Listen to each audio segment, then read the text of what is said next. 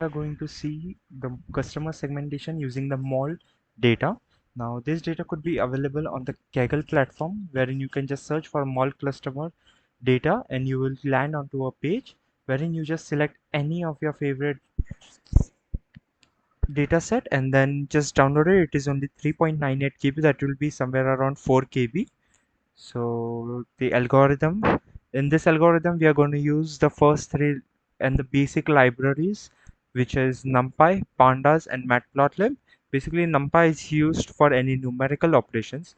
Pandas is used for any operations that will be done on the dataset, like reading, writing to the dataset, modifying the dataset, or removing certain values or selecting a particular values. And Matplotlib is used to plot the graphs for visualizing the dataset. Further, using the Google Colab files, we import a file on Google Colab, that is the dataset we just downloaded from Kaggle. Import IO, it is used so that our program is able to access the dataset which you just imported or uploaded right now. Now, using pandas function of read underscore CSV, we import our mall customer data which we had uploaded right now and save it into a variable called as dataset. Now to look into our dataset consists of around 200 rows and 5 columns, wherein the attribute columns are customer ID, gender, age, annual income, and spending score. Furthermore, over here we take the required values from our dataset.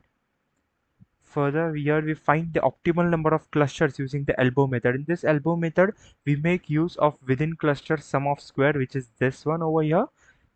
And in this method, we calculate the sum of every point in a cluster from the center, and the centers are decided using this elbow method. In this elbow method, to read the graph, we take the second point where the graph has a turn, and at this point, we assume that this point is 5. So further, the number of clusters would be 5, that is, the number of centers present into our scatter plot would be 5. Further, we use this method to train our data using the k-means algorithm, and once it is done, it is stored into k-means variable, and using the scatter plot, we plot this graph wherein we input the x variable, y variables, the s which represents the size, c is for the color, and label is for the labeling of the data. Further, we give the title, the x-axis name, the y-axis name, and the legends which shows all this data, including the cluster 1, 2, 3, 4, and 5. Over here, we can see these are the legends. These are the y-axis name, this is the x-axis there, and this is the title of our graph.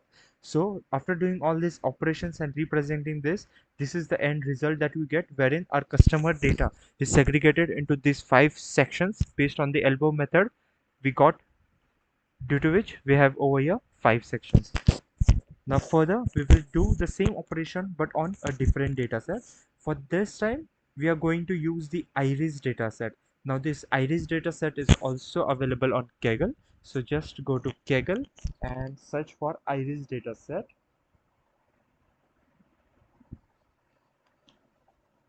So select any dataset that you like, and then go to the data, and in this data section you can see that the file is somewhere around 5.11 KB containing these all attributes and length. You can just go ahead and download this file which you are going to use over here. Now again, we are going to use the same libraries, that is NumPy, Pandas, and Matplotlib for our numerical operations, data-based operations, and visualization of our dataset. For then, we are going to use this Google Colab modules library files for uploading our dataset, that is the iris dataset which we have downloaded right now. And after that, import output helps us to access the dataset. Using the pandas function read underscore CSV, we read our dataset and store it into the dataset variable. Now this variable consists of 150 rows and 6 columns. Make sure you also use the same dataset, and the attributes are petal length, petal width, and species. This is a supervised dataset because we contain this label, so we are going to exclude this and convert this into an unsupervised dataset. So we take our x values with every column besides the last one, for which we have used here -1.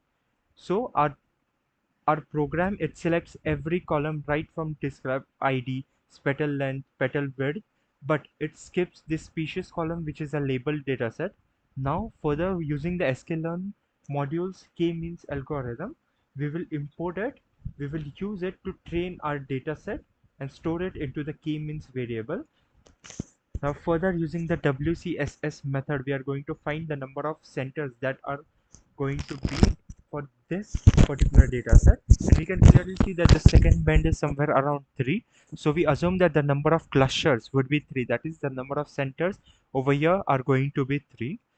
Now in this you can see that there is n in it, which has a value of 10, max iter, that is 300, which sets the maximum number of iterations that the model is going to go through, and the random state is set to 0, so that every time, even if you run, you get the same output. Now the fit predict, it trains the dependent variable with the independent variable that we just now did using the slicing method over here. Now in the end, using the scatter plot from the matplotlib library, we are going to plot our graph containing 3 centers. In the previous example, we had a plot with 5 centers, but over here we are going to use only 3 center, as the elbow method over here has a second bend somewhere around 3.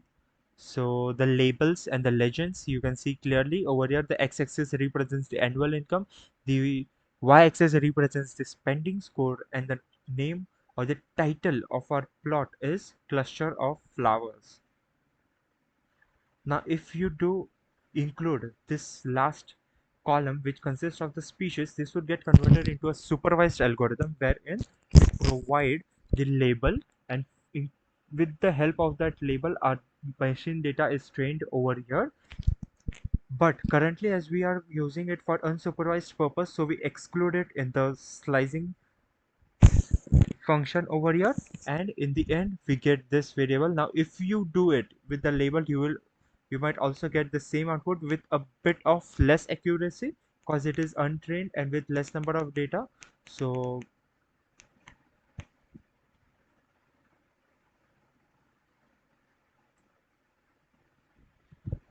moving on ahead to know a bit about what is k-means clustering. K-means clustering is a type of unsupervised learning which is used when you have unlabeled data, that is a data without defined category or groups. In this iris case, we had this label, but using the slicing method, we skipped that column, due to which our data got converted into unsupervised learning data. So the goal of this algorithm is to find groups in the data with the number of groups represented by the variable k. That is the elbow method we used, and in the first case we had the k value set to 5, whereas in the second case the value was set to 3. The algorithm works iteratively to assign each data point to one of the k based on the features that are provided. The features include the attribute that we discussed, which was in the first case the annual income, the spending score, and the age, etc. Whereas in the second case it was the length, the width, which attributes helped us to categorize the data. The result of the k-means clustering algorithms are the centroids of the k clusters, which can be used to label new data, and labels for the training data. Rather than defining groups before looking at the data, clustering allows us to find and analyze the group that have formed organically. The choosing k section below describes how the number of groups can be determined, that is using the within cluster sum of squares. The value The WCSS function uses this calculation method to calculate the values for the elbow method, based on which we get our k on the second term or the second band, whatever suits you.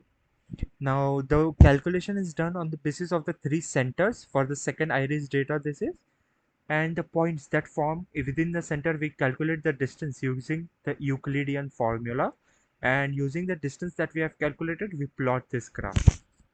Now this represents the flow of the program while we perform k-means. That is, first in the beginning we set the number of clusters that we want, then after that the number of centroids are decided using the elbow method, then the distance of the objects is calculated with the help of WCSS, that is within cluster sum of squares, and then after that the grouping is done based on the minimum distance, that is a data point will be colored into a particular color based on the distance of that point from the center or the centroids that